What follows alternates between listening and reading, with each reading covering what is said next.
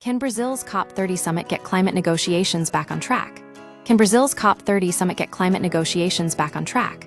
The world's leaders are poised to gather for the latest UN climate conference, COP30, in Belém, Brazil, but the prospects for meaningful progress appear bleak.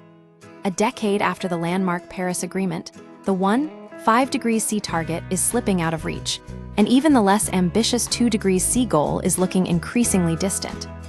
Optimism among negotiators is in short supply.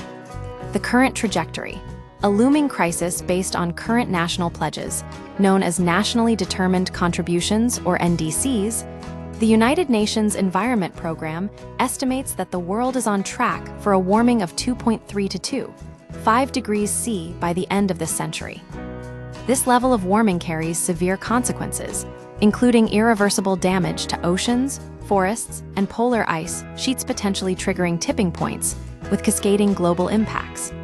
To avert this, concrete action is urgently needed to transition away from fossil fuels and secure the estimated $1.3 trillion annually required by 2030 to assist poorer nations in both slowing climate change and adapting to its effects. Diminished expectations and a fractured climate process, the political climate is far more challenging than it was in 2015 when the Paris Agreement was struck. Manuel Pulgar-Vidal, global leader of climate and energy at WWF, underscores the complex threat to climate discussions. The climate debate is clearly under threat, not just from political decisions, but economic, financial, and trade decisions too. Last year's COP29 summit in Baku, Azerbaijan, highlighted these difficulties, ending with a commitment to finance that fell far short of what poorer nations had hoped for.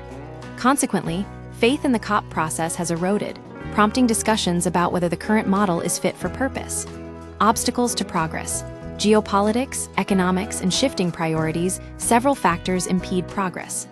Rising geopolitical tensions and trade wars spill over into climate diplomacy. The U.S., under President Donald Trump, has actively resisted climate action, withdrawing from the Paris Agreement and vetoing efforts to limit fossil fuels. This has destabilized international cooperation, as seen with the International Maritime Organization delaying a plan to cut shipping emissions after Trump threatened sanctions. Simultaneously, slow economic growth, rising living costs, and the rise of anti-incumbent populism make it politically difficult for leaders to embrace climate-friendly policies.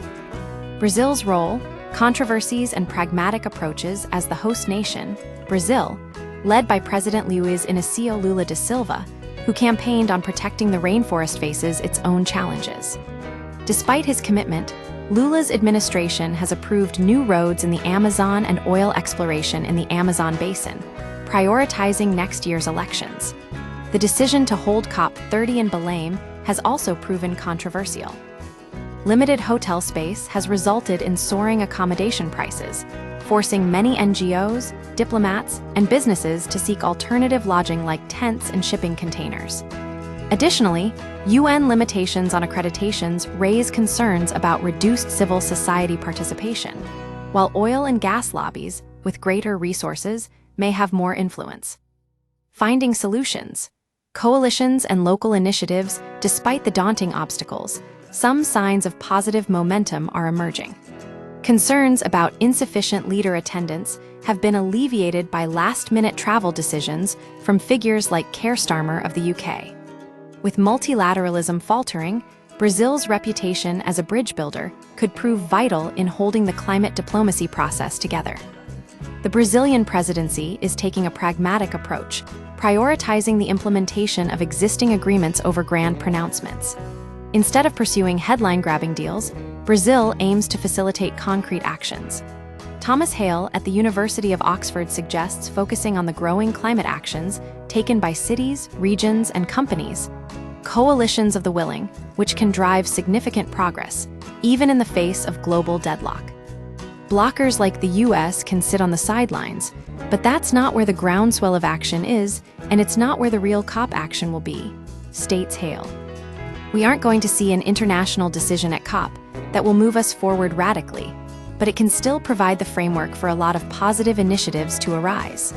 While the world shouldn't anticipate major international breakthroughs in Belém, A focus on practical implementation and support for regional and local initiatives offers a path forward for climate action.